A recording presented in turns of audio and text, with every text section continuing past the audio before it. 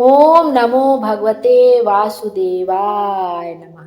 कृष्णाय वासुदेवाय हरये परमात्मने प्रणतः क्लेशनाशाय गोविंदाय नमो नमः। ओम गोविंदाय नमः। आप सब भी कमेंट में भगवान विष्णु का एक प्यारा सा नाम अवश्य लिखिएगा। आइए आज के वीडियो में हम देखेंगे रक्षाबंधन का पावन त्योहार, जो कि इस बार 9 अगस्त दिन शनिवार को मनाया जाएगा। भद्रा काल कब से कब तक लग रहा है रक्षाबंधन पे।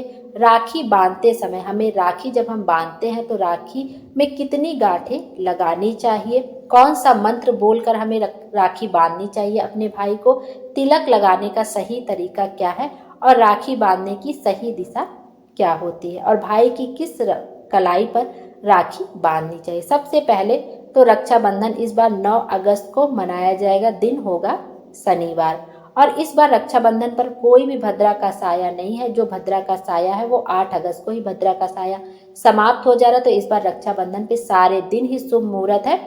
वैसे तो शुभ मुहूर्त सुबह से लेकर दोपहर तक ही है, लेकिन भद्रा का कोई साया नहीं है तो आप अपने भाई को सारे दिन भी राखी बांध सकते। राखी बांधते समय हमेशा भाई को जब राखी बांधे तो उसमें 3 गांठें लगानी चाहिए।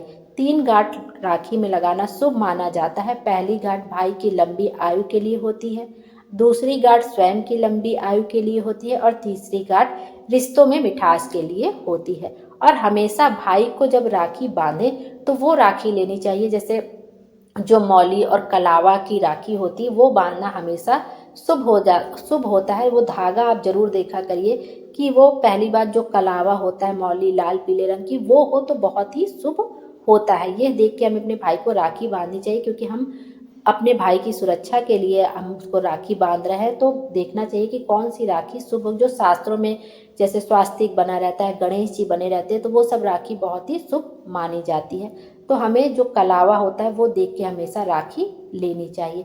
और तिलक लगाने का सही तरीका क्या है? तिलक लगाने का सही तरीका होता है कि आपको अनामिका उंगली से ललाट पर तिलक लगा देना चाहिए, फिर अंगूठे से उसको ऊंचा करना चाहिए। उसके बाद तिलक पर अक्षत जरूर लगाना चाहिए।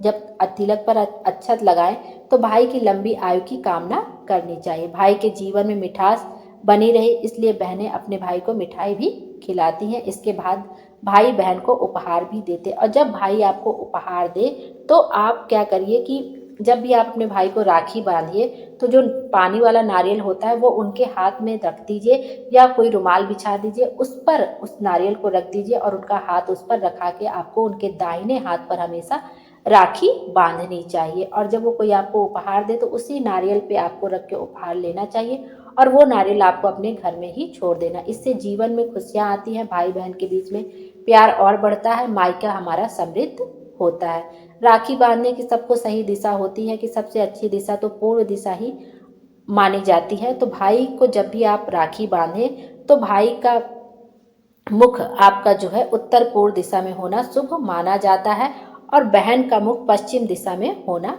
चाहिए। तो आप दक्षिण दिशा को छोड़ के बाकी आप किसी भी दिशा में खड़े होकर राखी बांध सकते हैं, बैठ के राखी बांध सकते हैं। बस दक्षिण दिशा का ध्यान रखना चाहिए कि दक्षिण दिशा में खड़े होकर राखी नहीं बांधनी चाहिए। भाई का फेस हो वो भी दक्षिण दिशा की ओर नहीं होना चाहिए, इस बात का ध्यान रखना चाहिए।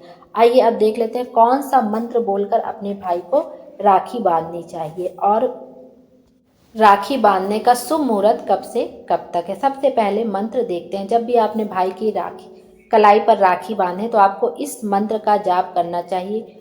ओम येन बद्धो बलि राजा दानवेंद्रो महाबला तेन त्वमापि भद्रामि रक्षे माचल माचल। इस मंत्र को बोलते हुए आपको राखी बांधना चाहिए। इसका अर्थ होता है कि जिस धागे से महान शक्तिशाली दानवेंद्र राजा बलि को बांधा गया था उसी धागे से मैं तुम्हें बांधती हूँ। हे रक्षा सूत्र, तुम स्थिर रहना, स्थिर रहना। मान लीजिए आपको यह मंत्र याद नहीं आ रहा है बांधते समय, तो आप श्री शिवाय नमस्तुभ्यम बोलते या ओम नमो भगवते वासुदेवाय नमः बोलते हुए आपको अपने भाई को राखी बांधनी चाहिए। आपको जो भी भगवान का नाम याद आए वो बोलते हुए आपको राखी बांधनी चाहिए। इससे हमका भी कल्याण होगा, हमारा भी कल्याण होगा। राखी बांधने का जो शुभ समय है वो है, शुभ मुहूर्त है सुबह 6:17 से लेकर दोपहर में 1:24 तक। इस बार राखी पर कोई भी भद्रा का साया नहीं है, तो आप सुबह से लेकर शाम तक राखी बांध सकते हैं। अब आप ये छोटी सी कहानी भी देख लेते हैं कि राखी की शुरुआत कैसे हुई। राजा बलि और माँ लक्ष्मी का रक्षा बंधन की एक पौराणिक कथा है। राजा बलि बड़े दानी राजा थे और भगवान विष्णु के भक्त थे। एक बार वे भगवान को प्रसन्न करने के लिए यज्ञ कर रहे थे। अपने भक्त की परीक्षा लेने के लिए भगवान विष्णु ने एक ब्राह्मण का वेश धरा और यज्ञ पर पहुंचकर राजा बलि से 3 पग भूमि दान में मांगी। राजा ने ब्राह्मण की मांग स्वीकार कर ली। ब्राह्मण ने पहले पग में पूरी भूमि और दूसरे पग में पूरा आकाश नाप दिया। राजा बलि समझ गए कि भगवान उनकी परीक्षा ले रहे हैं, इसलिए उन्होंने फौरन ब्राह्मण का तीसरा पग अपने सिर पर रख लिया। उन्होंने कहा कि भगवान, अब तो मेरा सब कुछ आपका हो गया, अब आप मेरी विनती स्वीकार करें और मेरे साथ पाताल में चलकर रहें। भगवान को राजा की बात माननी पड़ी। उधर माँ लक्ष्मी भगवान विष्णु के वापस न लौटने से चिंतित हो उठी। उन्होंने एक गरीब महिला का वेश बनाया और राजा बलि के पास पहुंचकर उन्हें राखी बांध दी। राखी के बदले राजा ने कुछ भी मांग लेने को कहा। माँ लक्ष्मी फौरन अपने असली रूप में आ गई और राजा से अपने पति भगवान विष्णु को वापस लौटाने की मांग रख दी। राखी का मान रखते हुए राजा ने भगवान विष्णु को माँ लक्ष्मी के साथ वापस भेज दिया। तो यह थी राखी की पौराणिक कथा। भगवान विष्णु हम सब की मनोकामना पूर्ण करें और हमारे जीवन को खुशियों से भर दे। Thank you.